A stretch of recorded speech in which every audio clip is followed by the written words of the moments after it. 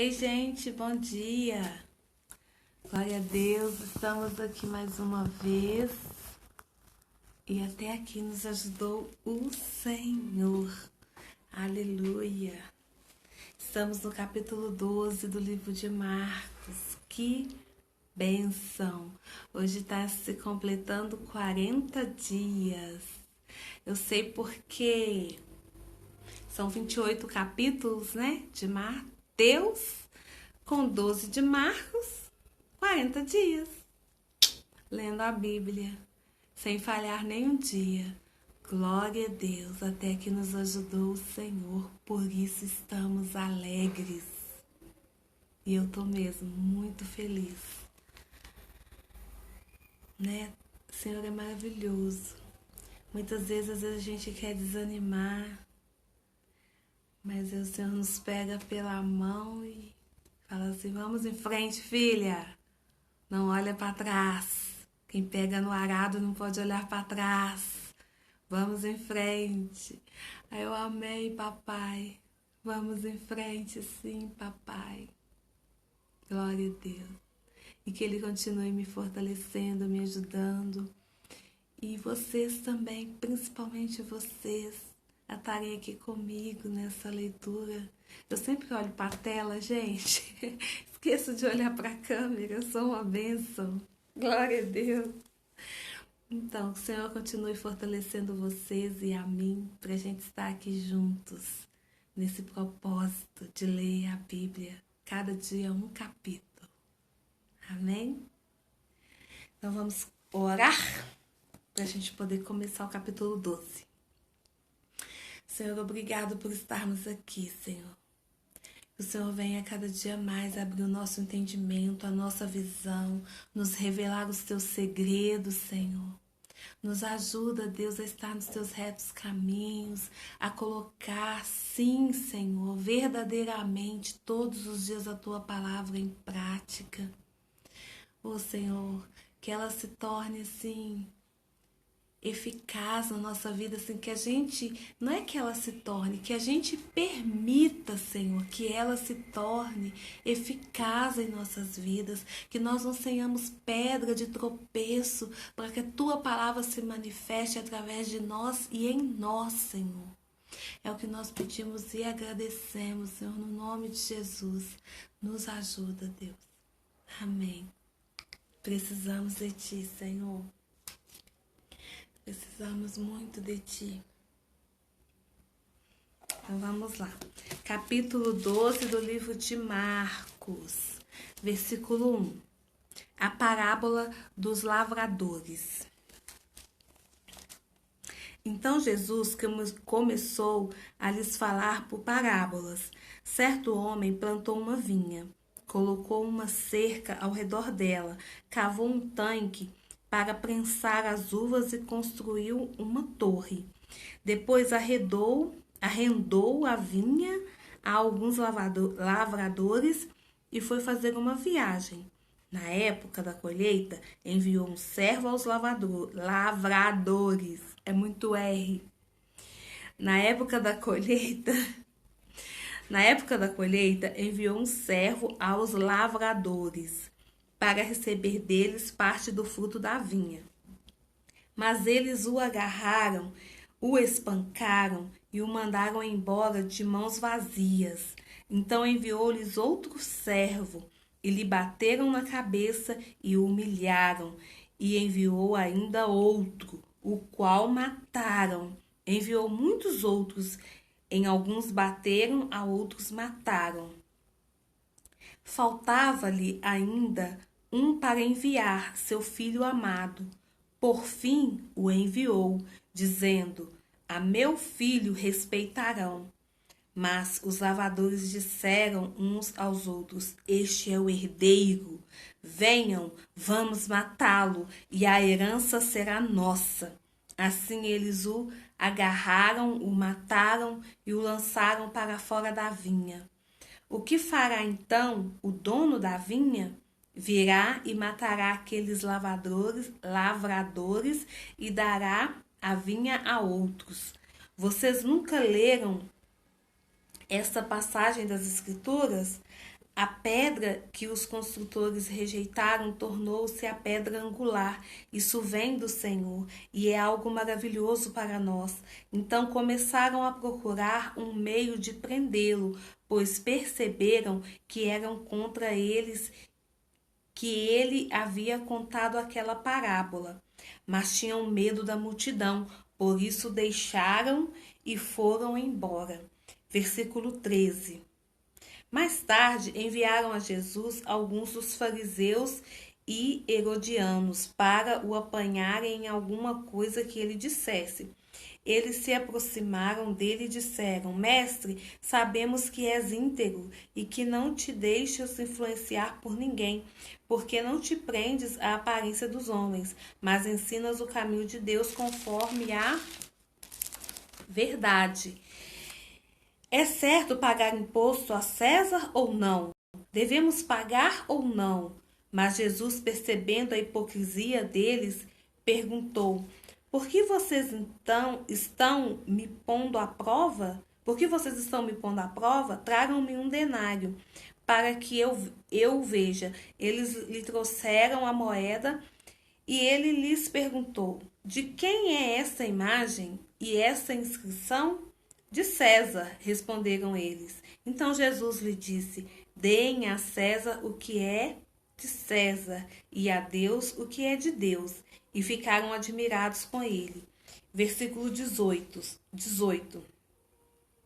Depois, os saduceus, que dizem que não há ressurreição, aproximaram-se dele com a seguinte questão: Mestre, Moisés nos deixou escrito que se um homem morrer e deixar mulher sem filho, seu irmão deverá casar-se com a viúva e ter filhos para seu irmão. Havia 7 irmãos. O primeiro casou-se e morreu sem deixar filhos. O segundo casou-se com a viúva, mas também morreu sem deixar filhos. O mesmo aconteceu com o terceiro. Nenhum dos 7 deixou filhos. Finalmente morreu também a mulher. Na ressurreição, de quem ela será esposa, visto que os 7 foram casados com ela? Jesus respondeu: Vocês estão enganados, pois não conhecem as Escrituras nem o poder de Deus. Quando os mortos ressuscitam, não se casam, nem são dados em casamento, mas são como os anjos nos céus. Quanto à ressurreição dos mortos, vocês não leram no livro de Moisés, no relato da sarça, como Deus lhe disse: Eu sou o Deus de Abraão, o Deus de Isaque e o Deus de Jacó? Ele não é Deus de mortos, mas de vivos. Vocês estão muito enganados. Versículo 28. Um dos mestres da lei aproximou-se e os ouviu discutindo. Notando que Jesus lhes dera uma boa resposta, perguntou-lhe: De todos os mandamentos, qual é o mais importante?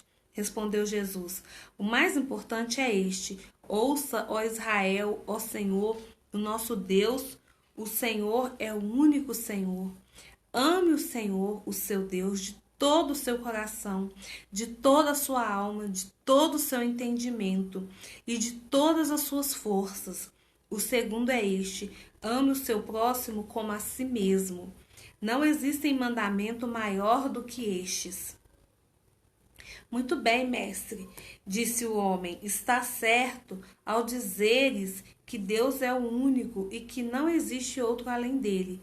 Amá-lo de todo o coração, de todo o entendimento, de todas as forças, e amar ao próximo como a si mesmo é mais importante do que todos os sacrifícios e ofertas.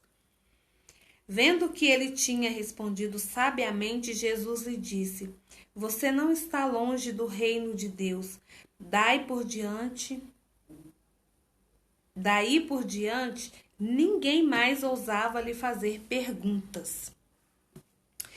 Versículo 35. Ensinando no templo, Jesus perguntou como os mestres da lei dizem que o Cristo é filho de Davi? O próprio Davi, falando pelo Espírito Santo, disse: O Senhor disse ao meu Senhor: Senta-te à minha direita, até que eu ponha os teus inimigos debaixo de teus pés. O próprio Davi o chama Senhor. Como pode, então, ser ele seu filho? E a grande multidão o ouvia com prazer. Ao ensinar, Jesus dizia: Cuidado com os mestres da lei. Eles fazem questão de andar com roupas especiais, de receber saudações nas praças, de ocupar os lugares mais importantes nas sinagogas e os lugares de honra nos banquetes. Eles devoram as casas das viúvas e, para disfarçar, fazem longas orações. Esses receberão condenação mais severa. Versículo 41. Jesus sentou-se em frente do lugar onde eram colocadas as contribuições e observava a multidão colocando dinheiro nas caixas de ofertas. Muitos ricos lançavam ali grandes quantias. Então, uma viúva pobre chegou-se e colocou 2 pequeninas moedas de cobre de muito pouco valor. Chamando a si os seus discípulos, Jesus declarou: Afirmo-lhes que esta viúva pobre colocou na caixa de ofertas mais do que todos os outros. Todos deram do que lhe sobrava, mas ela, da sua pobreza, deu tudo o que possuía para viver. Aleluia! Glória a Deus! Acabamos o capítulo 12. E o que me chamou a atenção foi essa parte aqui da oferta da viúva. Assim, capítulo, como todos, eu sou suspeita para falar, é lindo, né? Igual aqui o maior mandamento, é todo lindo. Mas eu queria falar a respeito aqui da oferta da viúva. E eu acho que isso aqui não se aplica apenas a dinheiro, se refere sim ao dinheiro. Mas a gente pode trazer também para outras reflexões das nossas vidas, né? Como, por exemplo, o tempo. A gente dá o nosso tempo para o Senhor, o que sobra. Ah, Senhor, não deu tempo hoje. Ah, Senhor, agora eu tô com sono. Amanhã eu faço, amanhã eu leio, amanhã eu fico um tempo maior com o Senhor. A gente dá do que sobra. Na maioria das vezes. Eu estou falando por mim mesma, tá, gente? E eu creio que essa é a realidade da grande maioria, pela nossa vida corrida, por tudo que nos acontece nos dias atuais. É uma vida muito corrida, a gente arruma muitas coisas para fazer. Mas será que a gente não está fazendo como Marta? E lembram que Maria escolheu a melhor parte, que é estar aos pés do Senhor? Ele mesmo que disse: Marta, Marta. Será que nós não estamos sendo Martas ao invés de Marias? Será que a gente está fazendo como a viúva aqui, dando... A viúva deu tudo que ela tinha. Será que a gente está dando tudo ou a gente está dando o que está sobrando? Ou às vezes nem o que está sobrando. Às vezes nem sobra para a gente dar para o Senhor. Às vezes assim, eu falo assim comigo mesma: ah, eu vou acordar mais cedo para eu gastar mais, para eu dar as primeiras horas do meu dia para o Senhor. Mas sinceramente, irmãos, eu não tenho feito isso. E por quê? Porque eu tenho priorizado outras coisas. Eu estou fazendo como Marta. Eu tenho priorizado outras coisas. Sendo que a gente tem que priorizar estar com o Senhor. É Ele primeiro, Ele é o mais importante. E muitas vezes também eu às vezes deixo, por exemplo,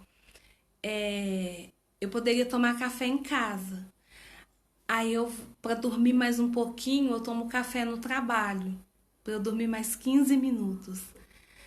Aí eu tomo café no trabalho. Mas se eu, para trabalhar, tenho que acordar 6 horas, se eu tivesse que, para trabalhar, acordar 5 horas, eu não iria. Com certeza eu iria acordar 5 horas. Mas por que eu não acordo às 5 horas para estar aos pés do Senhor? Porque eu não tenho agido feito a viúva. Eu tenho dado do que me sobra. Então, assim, que hoje eu e você, a gente venha se refletir mesmo sobre isso e nos arrependermos verdadeiramente, para termos uma postura correta, de nos olharmos para esses exemplos aqui da viúva que deu tudo, para Maria que esteve ali priorizando o Senhor aos pés dele, para a gente olhar esses exemplos, para que esses exemplos venham verdadeiramente nos influenciar, mas para isso a gente precisa permitir. Deus nos deu o livre-arbítrio, não é verdade? Então, assim, que a nossa oração hoje, que a gente passe o dia inteiro meditando sobre isso e tendo verdadeiramente uma postura de arrependimento e não de remorso no fim do dia. Ou no outro dia, porque não gastamos tempo no dia anterior para o Senhor. Mas que a gente venha ter realmente um verdadeiro arrependimento, porque é o arrependimento que nos faz mudar. Amém? Que o Senhor nos ajude. Que o Senhor permaneça aqui nos ajudando. Nós precisamos dele. Nós somos muito falhos. Amém? Então ora por mim e eu vou orar por vocês. Glória a Deus. Passa o dia aí colado no Senhor. Medita, reflita. Jesus está voltando. Beijos, fiquem com Deus.